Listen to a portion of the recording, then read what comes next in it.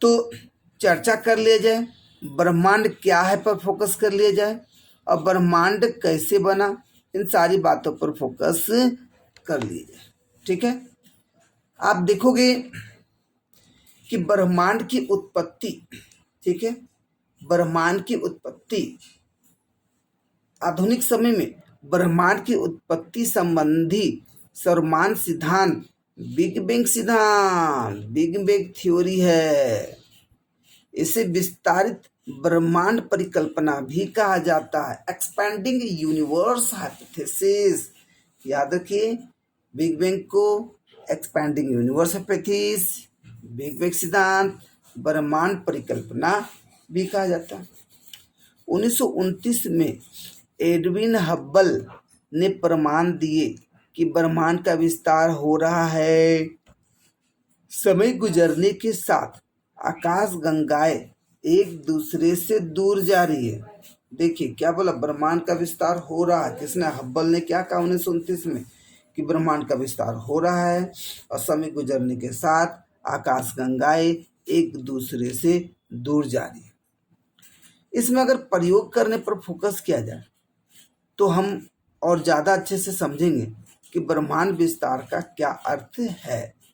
इसके लिए मान लीजिए एक गुब्बारा हम लोग लेने का काम करते हैं। क्या लेने का काम करते हैं जी? तो गुब्बारा नहीं जी,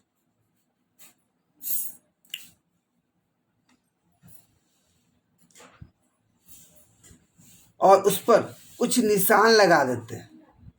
उस गुब्बारे पर क्या होता है कि कुछ निशान लगा देते हैं। ठीक है, जब आप इस गुब्बारे को फुलाएंगे तब गुब्बारे पर लगा ये निशान गुब्बारे के फैलने के साथ साथ एक दूसरे से दूर जाते प्रतीत होंगे।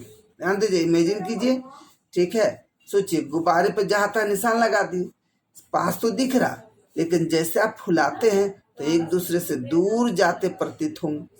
इसी प्रकार आकाश गंगाओं के बीच की भी दूरी बढ़ रही है, और परिणाम स्वरूप ब्रह्मांड विस्तारित हो रहा है।